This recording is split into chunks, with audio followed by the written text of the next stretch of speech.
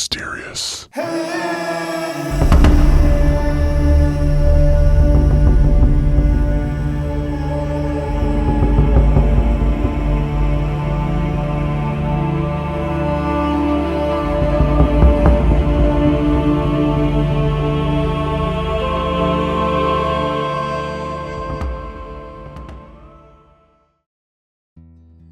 Welcome back, everybody, to the Cryptid Mysterious YouTube channel. Appreciate y'all. I got a couple of really interesting stories today. A little bit on the unique side. Before we jump right in, I'd like you to smack that subscribe button for me, and if you would, let me know where y'all are watching from down in the comments. Let's get into today's first story. This one comes to us from Jeff out of Miami. He starts, "At the time of this event, I was employed by the sheriff's department of a Midwestern state. As far as telling you exactly where it was when the event happened, I'm not willing to do so. What had occurred that day in the late 70s was so bizarre that to this day I would prefer to stay out of the picture altogether. A dense morning fog had engulfed the interstate during the morning rush hour, causing a major pileup that involved dozens of cars and trucks. The area of the accident covered hundreds of yards of highway. I was one of the first units to make it on the scene. At the time, I had no idea how many vehicles were involved in the crash. The numbers were growing by the minute until a sufficient number of units were dispatched, being placed at certain locations to stop the flow of traffic into the area. As I was standing outside of my squad car, I could only see about 40 feet away from me. There was screaming and shouting going on all around me from yet unseen persons who had evidently been injured. The extent of the destruction was staggering, and I began making my way through this maze of wrecked cars and injured people. At day's end, there would be multiple fatalities as well. First, I passed by one small car whose occupants had been crushed to death. The car had collapsed around them like an accordion, being hit by a bus from the rear. I then walked up to a large box truck, which had hit a car. The box truck itself had been rear-ended by a semi-truck, rear-ending it on its side with the roof and one side of the box completely torn open. The driver, apparently having been ejected from the vehicle out of the passenger door, was pinned under the truck and injured severely. There were several crates strewn about next to the vehicle, which seemed to have been the truck's cargo. Many of them were broken open. I should also mention at this time that the box truck had a government plate on it. As I turned my head to see the various crates, I saw what I believed to be another victim of the crash lying next to one of the containers. It was difficult to see at the time through the thickness of the fog.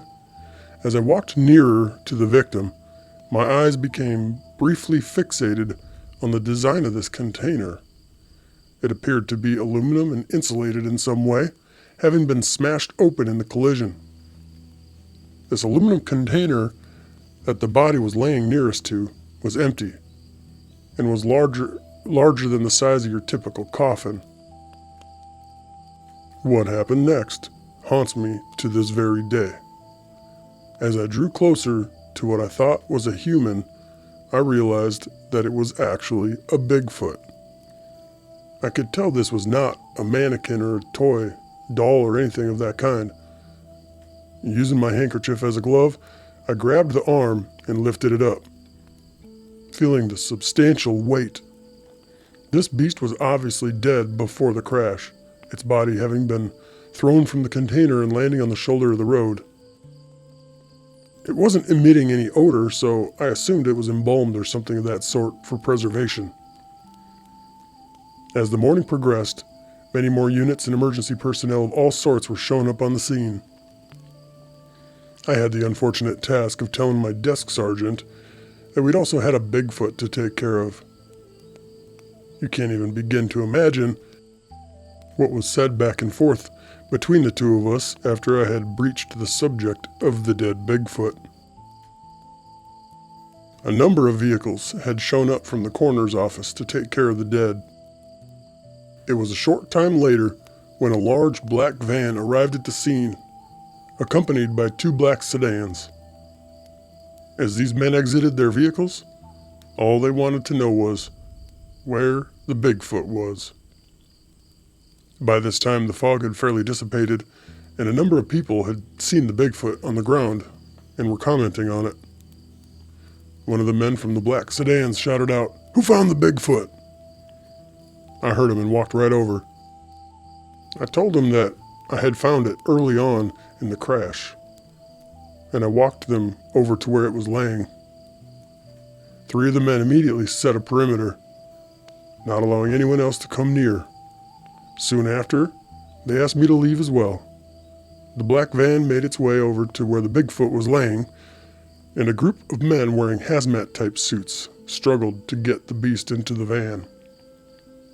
When they were through, they closed and locked the doors, and the entire crew left the scene.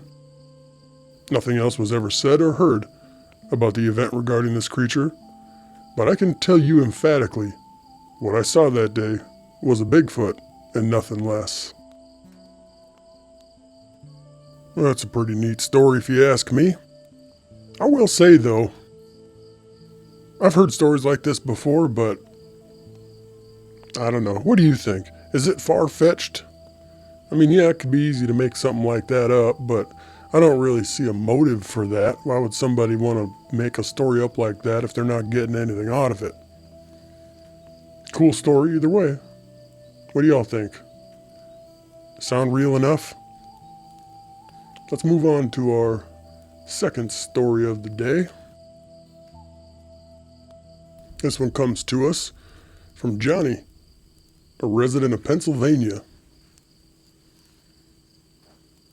As I begin to tell you what it is that I saw, my thoughts were that I should preface it by briefly telling you of a singular event which happened during my childhood. I grew up in a neighborhood which consisted of about 100 homes. There were obviously many families living within the community, and consequently, many fathers who earned a living in a variety of ways. One of the men who lived 6 houses down from me was named Mr. Candelora. He was by trade a taxidermist, which, as a young man, seemed rather cool and unique to me.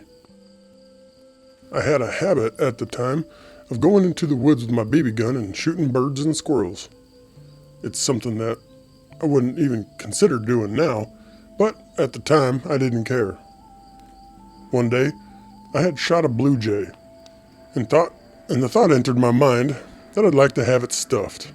So I brought it down to Mr. Candelora's house. When I got there and showed it to him, he told me that it was against the law to shoot blue jays and he could be arrested if caught performing taxidermy on them. He had taught me a valuable lesson that day, which will come into play shortly. As with everything else, I'm sure that there are many people who, for the right price, would perform taxidermy on just about anything for anyone. With money, of course, being at the root of all things evil and the like. I will fast forward 20 years later to 1996, when I was employed by a major shipping and delivery firm. When I put that delivery uniform on, and as the people on various routes got to know my face, I had carte blanche access to anywhere and everywhere within the confines of most businesses. I could walk behind counters and into private offices in the course of making a delivery and never be stopped or questioned in the least. It was on this particular day that I had entered into a taxidermy shop, which was a somewhat regular stop on my route. When I entered the front door, Dave, who was the owner, was not behind the counter and evidently had not heard me come in. I took the package, walked behind the counter, and went straight away into his workshop through the swinging door. Upon entering the shop, He had the radio playing very loudly with the bathroom door shut, so I knew Dave was taking a crap or something. As I stood there waiting, I noticed a plastic drop cloth draped over a work table with blood and guts all over it. This was nothing new for me because it was typical of what you'd see when entering his workroom. What was not typical was this. Smack dab in the middle of the table was a blood-soaked head of a Sasquatch, with all the guts, blood, and veins hanging out of the bottom of it. I knew immediately what I was looking at. The mouth of the beast receded back, exposing an enormous set of yellowed teeth. There was nothing fake about it. Dave's business had nothing to do with things that were fake whatsoever. The creature's hair was all matted down and soaked with blood from being handled. There were guts and goo all around the head. Having seen enough, and while Dave was still in the bathroom, I stepped back out of the shop and moved into the front, as though I had not been in the back and seen anything. A few minutes later, I heard the bathroom door open. In an attempt to appear as though I had just arrived, I shouted, "Hello!" Dave came out from the back room and greeted me in his usual way. I told him I had a COD package for him. As he started to write me a check, I asked him how his day was going. To which he said, "I'm in the middle of gutting a boar for someone." Now I knew he was lying to me, which firmed up that what I had seen was, in fact, a Bigfoot. There was no boar, which he was in the middle of prepping, but there was the head of a Sasquatch, which someone from somewhere had chopped off and asked him to mount. From that day forward, I changed my entire opinion about him and the existence of Sasquatch. Knowing what I knew, and having learned it from Mr. Candelora as a youth, if shooting a blue jay or an eagle was against the law, Dave had to be breaking some kind of law by having a Sasquatch in his possession. I have no idea if there was even a body anywhere in his shop, but I do know there was most definitely a head, and it was sitting smack dab in the middle of Dave's table. Well, guys, what do you think of that one? I think I've heard that story before. I can't put my finger on it. Maybe it was on Sasquatch Chronicles back in the day or something, or I might say back in the day. I mean, like a couple of years ago. I think I've heard that story before, but yeah, that was a good one. Anyway, what do y'all think of that? Taxidermist mounting a Bigfoot head? Be nice to know where this was located. That's probably good for people not to be sharing these kind of things, names and locations and stuff, because then you got the crazy guys that are willing to actually follow up on this kind of stuff. And if those guys don't want publicity or recognition, you're just going to get on someone's bad side. There's no point in that. Well, I appreciate y'all hanging out. Do you have any kind of Bigfoot story? Any kind of mysterious encounter? I love hearing them all. Shoot me an email at cryptidmysterious@gmail.com, and I'll see y'all in the next one.